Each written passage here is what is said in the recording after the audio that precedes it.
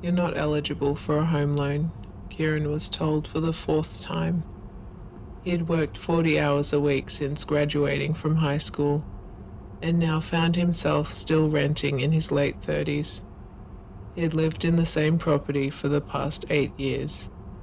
The landlord was a nice enough guy, always responded promptly to maintenance requests and didn't increase the rent more than necessary.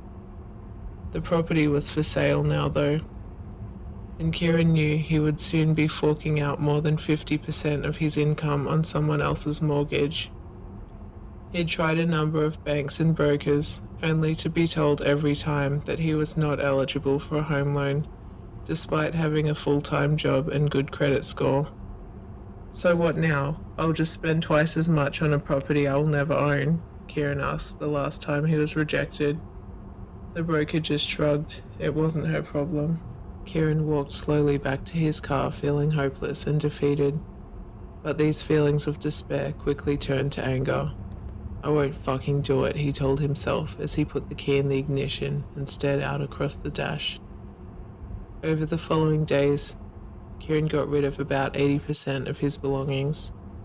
Some of his friends and family were concerned that he might have been contemplating suicide, but that thought had never even crossed his mind.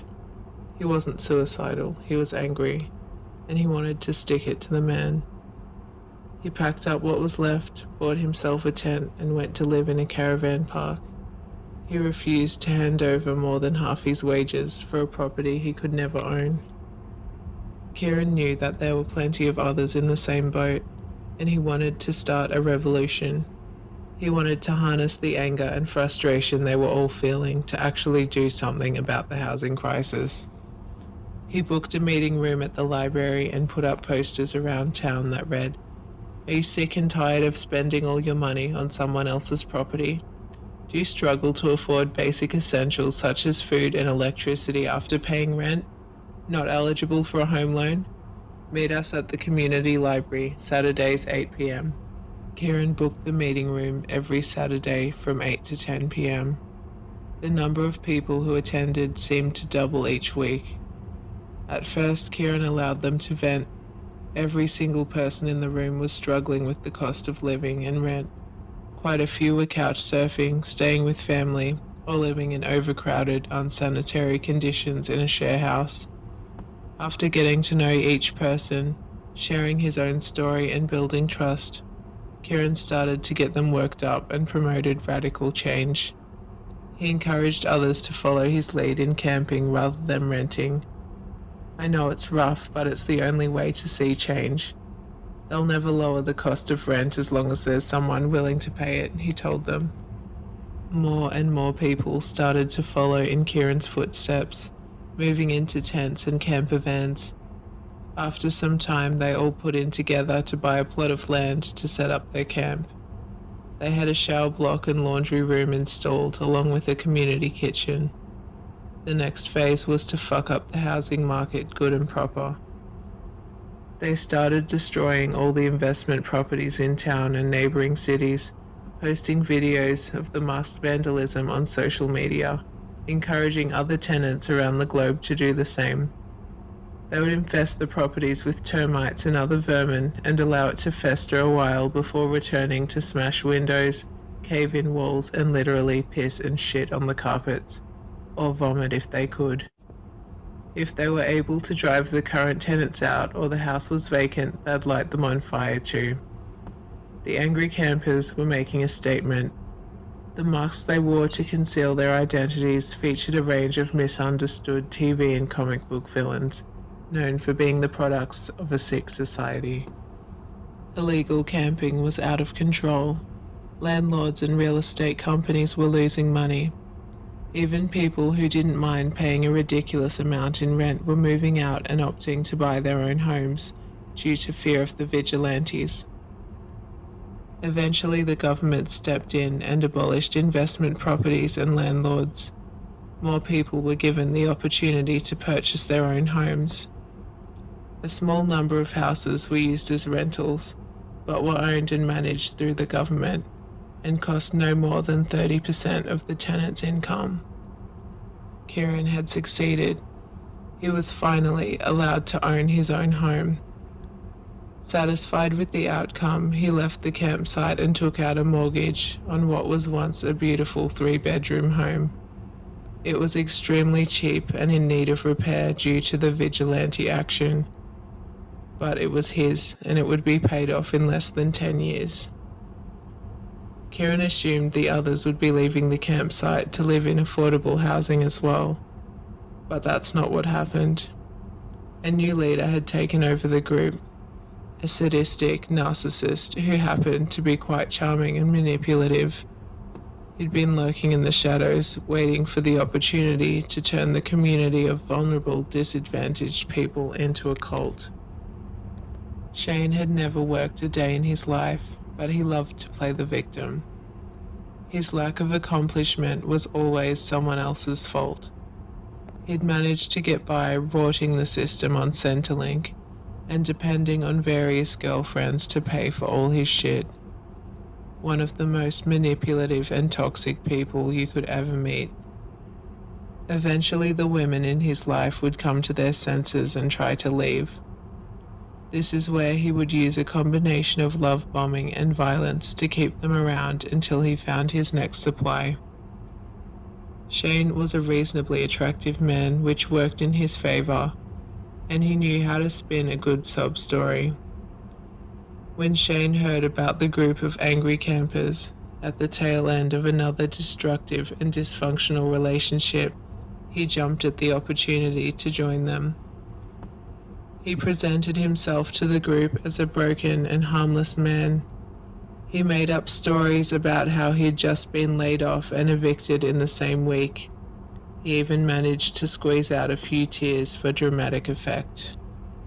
The campers expressed their sympathy and set him up with his own tent and supplies.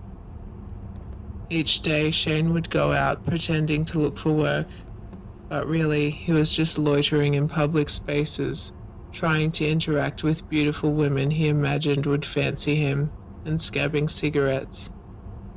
At his age, not many people were buying the act anymore, and Gen Z seemed to be much more wary of red flags than the vulnerable young women in his youth.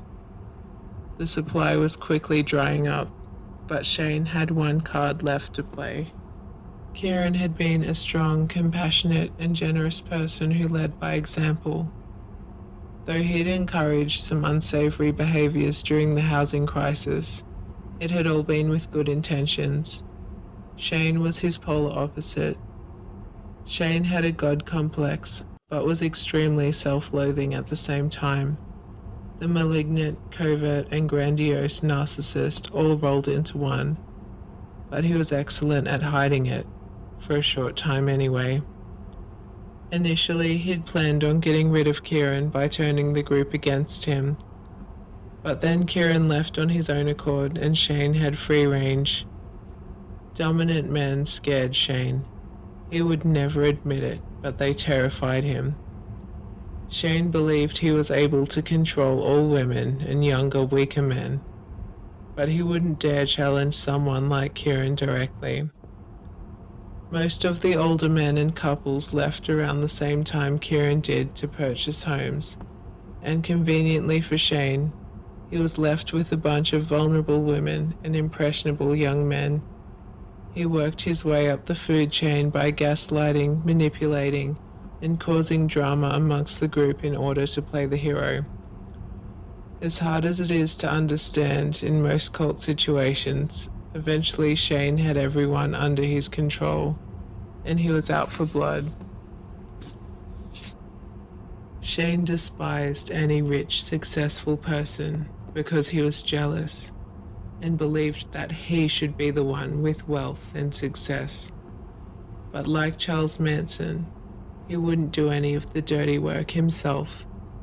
Shane had poisoned the minds of his followers, puppeteering them to do unspeakable things to anyone Shane felt envious of. He convinced them all that these people needed to be sacrificed in order to save humanity.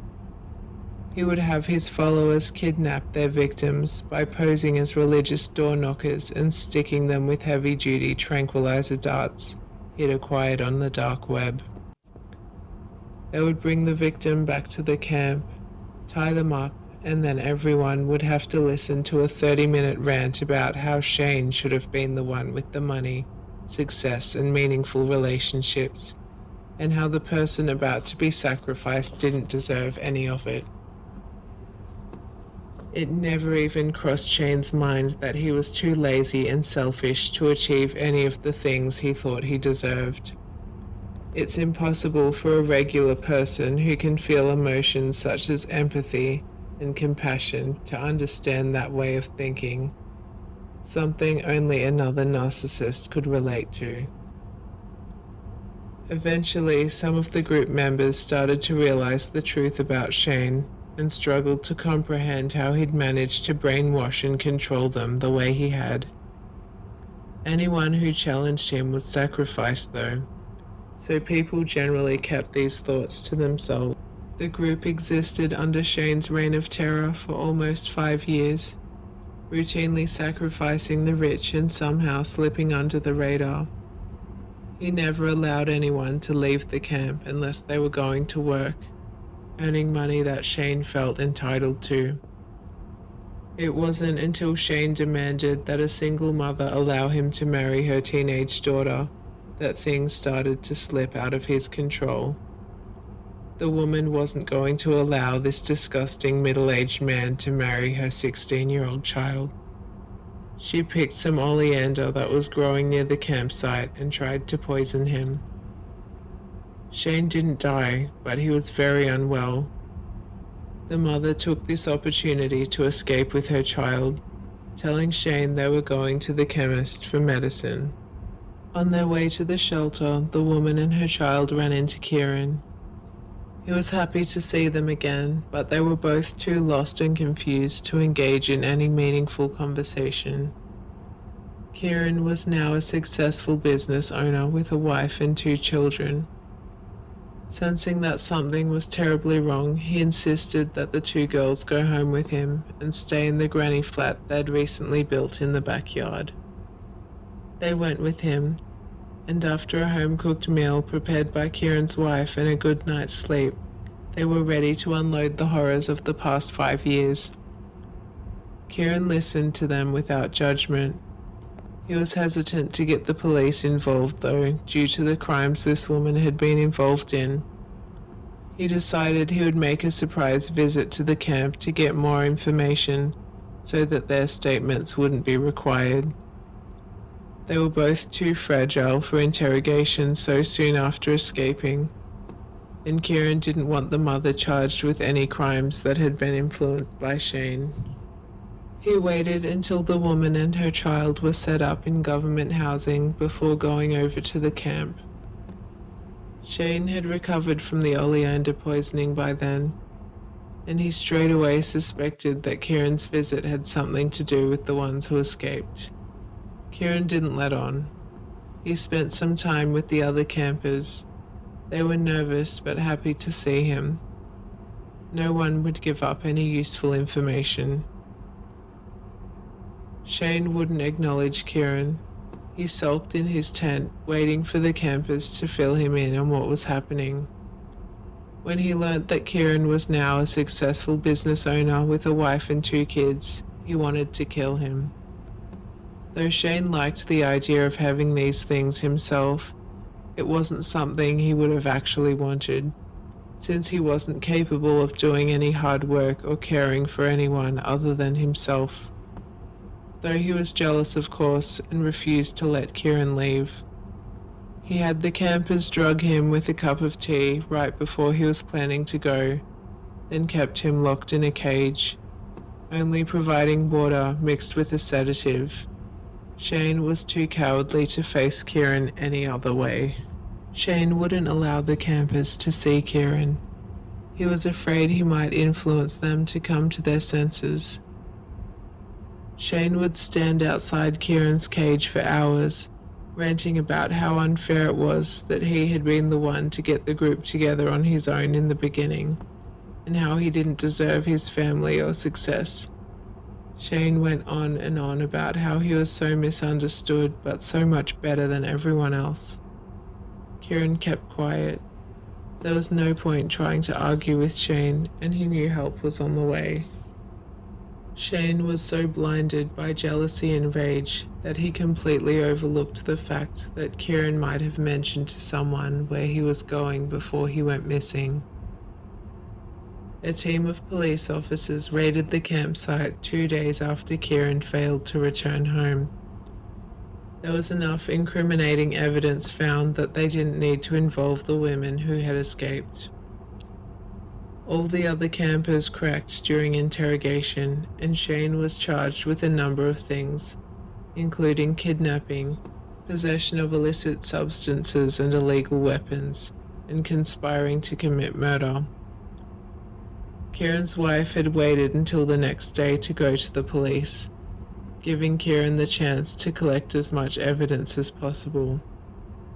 She had been a forensic psychologist before motherhood, and based on what Kieran and the two women had told her, she determined that the campers were no threat to him, and Shane wouldn't have had the guts to kill him on his own. Some of the campers were given life sentences for murder, and Shane used mental illness as a defense in his court hearing. He was given 10 years. Upon his release, Shane was not at all rehabilitated. He went straight back on Centrelink with no intention of getting a job, but of course he used his criminal record as an excuse, claiming no one would hire him anyway. He was eventually cut off from his Centrelink payments due to not meeting the obligations required of welfare recipients, and found himself living on the street. For a while, Shane tried to gain the sympathy of vulnerable young women he encountered, while begging for change, hoping that one of them might take him home. It never worked though. Shane was incapable of understanding how he was at fault when faced with the consequences of his actions, though he did live out a miserable existence until he was eventually beaten to death by a bunch of drunken youth. Shane got his karma in the end, but unfortunately most toxic narcissists never do. And unfortunately, the government and investors will never take accountability for the housing crisis, a very real horror story unraveling before our eyes.